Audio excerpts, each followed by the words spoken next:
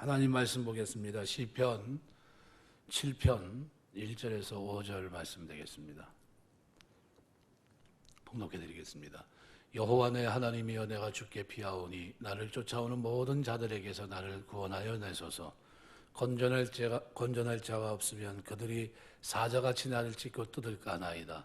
여호와 내 하나님이여, 내가 이런 일을 행하였거나 내 손에 죄악이 있거나 화친한 자를 악으로 갚았거나 내 대적에게서 까닭없이 빼앗았거든 원수가 나의 영혼을 쫓아잡아 내 생명을 땅에 짓밟게 하고 내 영광을 먼지 속에 살게 하소서. 아멘. 거기까지 봤습니다.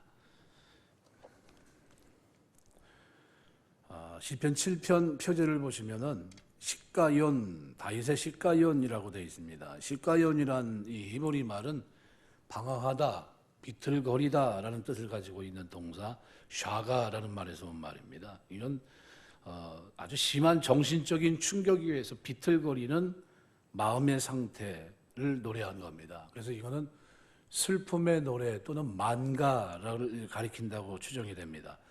인간으로부터 어떤 도움을 받을 수 없는 곤고한 상황에서 여호와를 향해서 부른 청원의 노래입니다.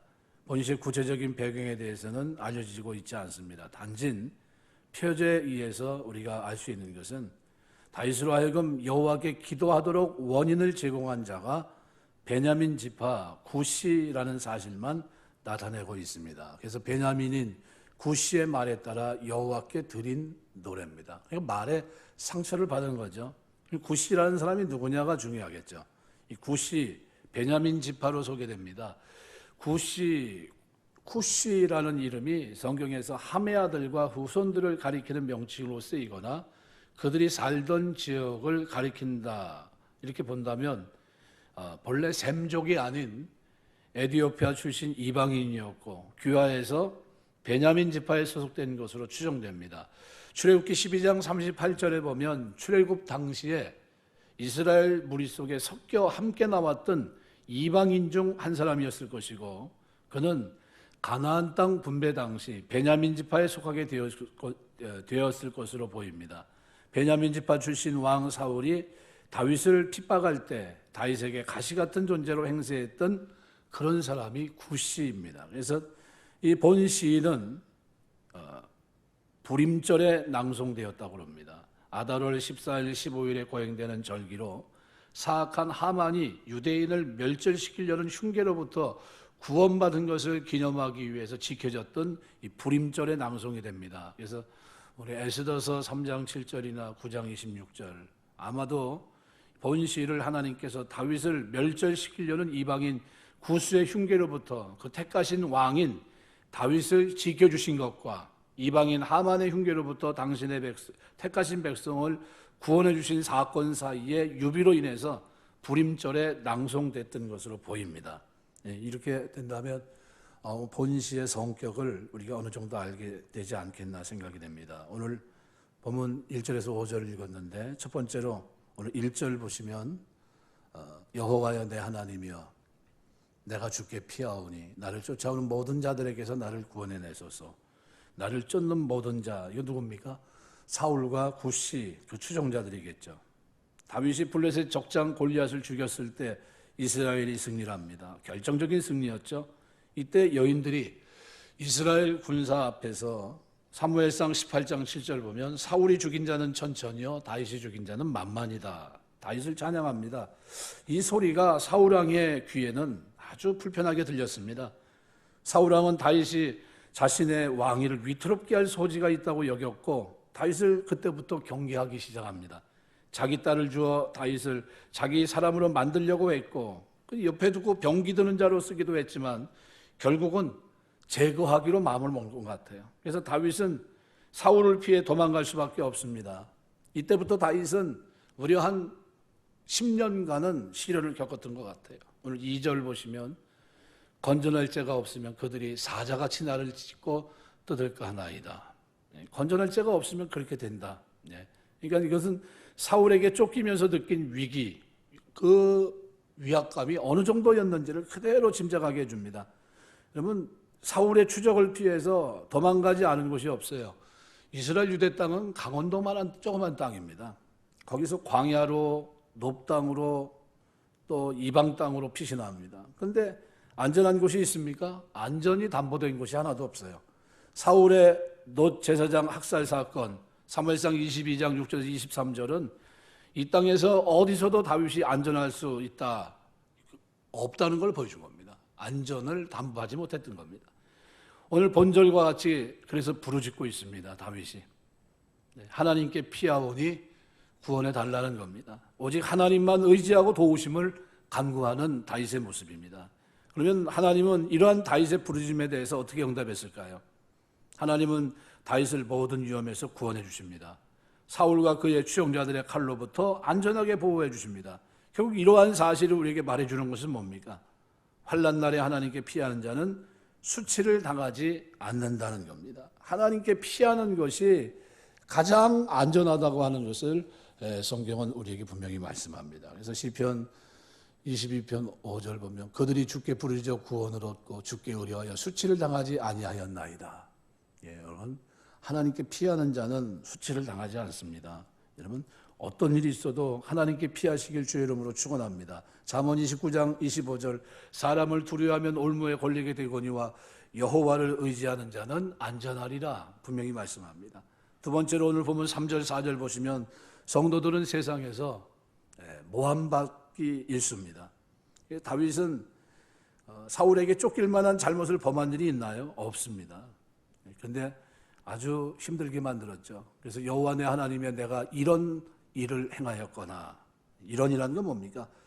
다윗을 모함하는 내용을 가리키는 것은 다윗이 당시 이스라엘 왕이었던 사울을 죽이고 대신 왕이 되려고 한다는 것을 가리키는 그런 내용들입니다. 아마 본시의 표제에 등장하는 베냐민 사람 구시가 이게 사람을 좀 어떻게 해요? 매도한 것 같아요. 그래서 다윗은 이 외에도 대적들에게 화친한 자를 악으로 갚고 자기 대적이라는 이유로 무고히 약탈했다, 이런 모함을 받았던 것으로 보입니다. 그러니까 그에게 어떤 프레임을 씌운 겁니까? 아주 안 좋은 프레임을 씌워버렸죠. 요즘 정치하는 사람들이 이 프레임 가지고 왜곡시켜서 우리 한국 교회를 아주 어렵게 만들어놨습니다. 마치 코로나를 양산하는 것 같은 느낌을 받게끔 해요. 이거는 잘못된 겁니다. 여러분, 전철 타고 다니는 사람들은 어떻게 하실 겁니까? 아무 문제 없나요? 2m씩 뛰고 있나요? 말이 안 되는 겁니다. 물론 우리가 한 교회에 물론 잘못된 이런 방역, 이거는 개선해야 됩니다. 바꿔야 돼요. 저희 교회는 아침 저녁으로 방역을 합니다. 보든지 안 보든지 그냥 하는 거예요. 왜냐하면 우리 안전을 위해서. 그리고 교회가 지탄의 소리를 들으면 안 되지 않습니까? 여러분, 우리가 한 분이 양성인지 모르고 이제 왔다가 지나갔지만, 그것 때문에 우리가 좀 한 격리도 해봤고 다 해봤지 않습니까? 그런데 아무 문제가 없는 거는 우리가 날마다 방역하고 지킬 거 다 지키는 거예요. 그러니까 그래도 하나님의 은혜 가운데 여기까지 온 게 아닌가 생각이 됩니다. 이런 모함이 너무나 많아요.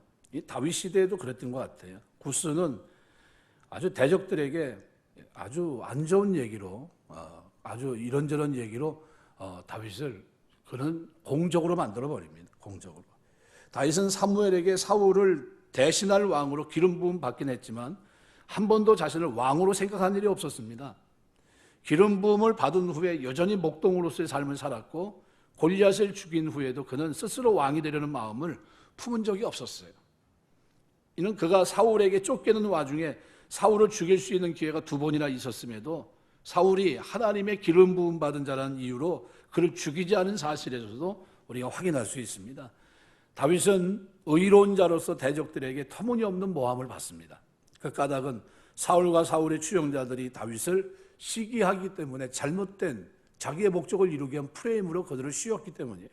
시기심 때문에 모함했고 그 죽이려고 하는 것을 정당화하기 위해서 그의 없는 죄를 만들어낸 겁니다. 그런데 우리가 여기서 알 것은 우리 성도들은 이렇게 세상으로부터 모함을 받기 쉬워요. 오늘 한국교회도 그렇지 않습니까? 여러분, 다윗의 경우와 같이 이 세상은 성도를 시기합니다. 왜요? 세속이라는 게 뭡니까? 똑같이 흙탕물이에요. 근데 흙탕물에서 좀 그렇게 살지 않으려고 하는 물질기가 있다면 그거 어떻게 하겠습니까? 그 사람들은 싫어할 수밖에 없어요. 성도들의 의로움을 시기하고 성도들이 누릴 복을 시기하고 성도들을 모함합니다. 세상은 본질적으로 악합니다. 그에 비해 성도들은 말 그대로 선해요. 그래서 창세기 39장 1절에서 19절 말씀에 보면 요셉은 보디발의 아내에게 터무니없는 모함을 받게 됩니다. 여러분, 그 시대가 그런 시대였다는 걸 보여준 겁니다. 그 시대가 그런 시대예요. 그런데 그 시대 속에서 요셉은 어떻게 살아갑니까? 구별된 삶을 살아갑니다. 교회사적으로도 보면 초대교회 당시 세상은 교회 성찬식을 두고 교회가 인육을 먹는 미개한 종교 집단인 것처럼 모함을 합니다. 성도들 간의 거룩한 입맞춤을 거의 아주 성적인 방탕, 이것으로 모함하기도 했습니다. 우리나라의 경우에는 반세기 전만 해도 교회는 부모에 대한 효를 피하는 종교라 이렇게 모함을 했어요. 왜? 제사를 안 드리니까. 교회 가면 눈 감으로 해놓고 신발 훔쳐간다는 노래를 만들어서 펴뜨리기도 했고 교회를 완전 도덕 소굴로 만들어 놓기도 했었습니다. 진실은 어떻게 돼요? 언젠가는 밝혀지기 마련입니다. 하나님은 어떠한 모함이라도 그 진실을 밝혀주십니다. 다윗과 그 대적들이 그리 되었던 것처럼 성도들은 영광을 얻게 되고 성도를 모함한 자들은 영원한 수치를 당하게 돼요. 마태복음 10장 22절 보면 너희가 내 이름으로 인하여 모든 사람에게 미움을 받을 것이나 나중까지 견디는 자는 구원을 얻으리라. 여러분, 세상에서는 모함 받습니다. 하나님이 알아주시면 돼요. 우리가 살아가는 동안 하나님 앞에서 의의 길, 경건한 삶, 거룩한 걸음 걷게 되시길 주의 이름으로 축원합니다. 오늘 마지막 5절 말씀에 보면 이렇게 표현합니다. 원수가 나의 영혼을 쫓아 잡아 내 생명을 땅에 짓밟게 하고 내 영광을 먼지 속에 살게 하소서. 뭘 주장하는 겁니까? 결백, 자기의 깨끗한 삶을 주장합니다. 하나님 앞에서도 결백을 주장할 수 있을 만큼 깨끗한 삶을 살았던 다윗의 모습이에요. 3절 4절에 기록된 그 악이 자기에게 있다면 자기 원수로 하여금 자기를 죽이게 하라는 겁니다. 다윗 자신이 결백에 찬 주장입니다. 자기는 원수들에게 쫓기고 모함을 받을 만한 아무런 잘못도 저지르지 않았다는 것을 역설적으로 말한 겁니다.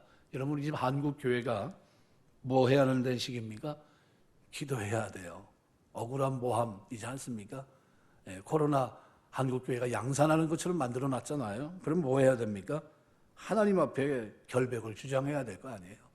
세상에 결백 주장하는 게 아니라 믿는 사람들은 하나님이 알아주시면 됩니다. 지금 다윗이 이 주장을 하는데 대상이 누구냐? 하나님이에요.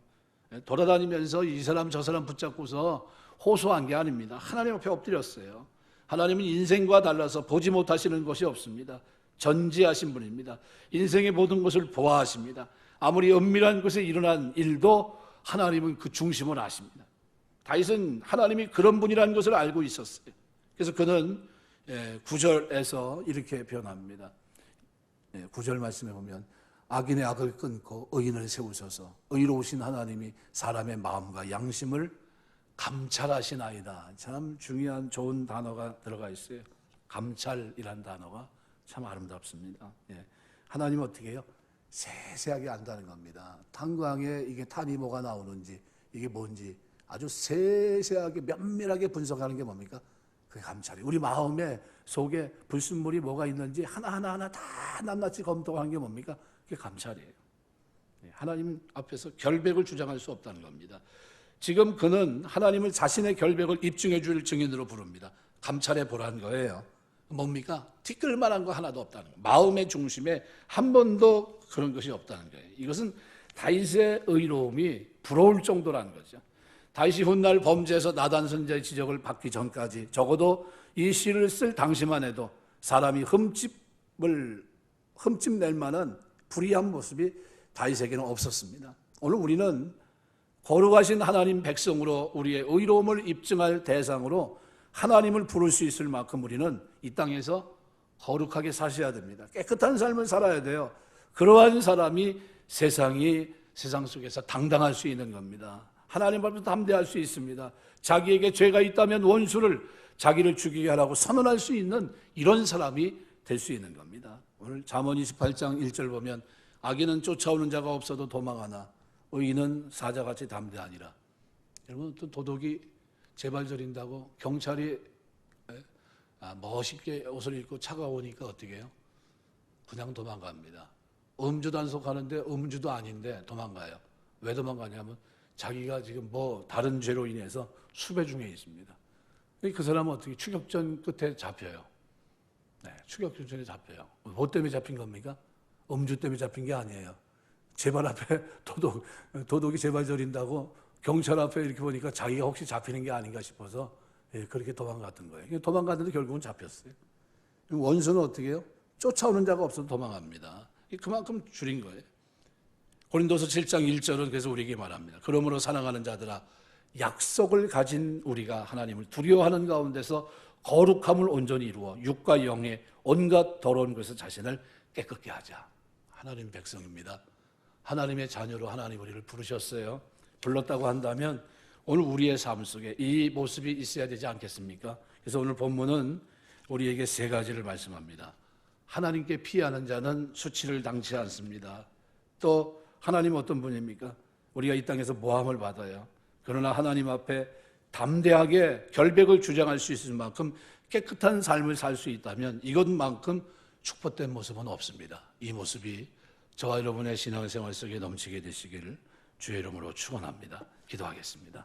감사합니다, 아버지 하나님. 이 땅에 사는 동안 하나님께 피하게 하옵소서. 하나님 의지하게 하시고 그 하나님께 기도하게 하시고 아버지 하나님 우리가 오해도 받고 모함도 받습니다. 그럼에도 낙심하지 않게 하시고 우리의 중심을 보시고 우리의 삶을 주관하시는 그 하나님 앞에 늘 우리의 중심을 드리며 하나님 혹이라도 내가 죄를 졌다면 저들의 손에 죽어도 할 말이 없습니다. 이렇게 내놓을 수 있는 거룩함이 사랑하는 성도들의 삶 속에 충만하게 넘칠 수 있도록 하나님 축복해 주시옵소서. 오늘 한 날도 하나님 은혜 주시고 하나님의 구별하신 은혜 가운데 힘있게 살아가게 하시며 악한 일 일어나지 않도록 지켜주시고 좋은 일들이 가득 차게 하시며 들려오는 소식마다 기쁨의 소식, 승리의 소식이 왕래할 수 있는 아름다운 한 날 될 수 있도록 주님 축복해 주시옵소서. 도와주심을 믿사옵고 감사하오며 예수님 이름으로 기도드리옵나이다. 아멘. 주기도문 하겠습니다. 하늘에 계신 우리 아버지여, 이름이 거룩히 여김을 받으시오며 나라의 마옵시며 뜻이 안수러진 것 같이 땅에서도 이루어지이다. 오늘날 우리에게 일용할 양식을 주옵시고 우리가 우리에게 죄 지은 자를 사하여 준 것 같이 우리 죄를 사하여 주옵시고 우리 시험에 들게 하지 마옵시며 다만 악에서 구하옵소서. 대개 나라와 권세와 영광의 아버지께 영원히 있사옵나이다. 아멘.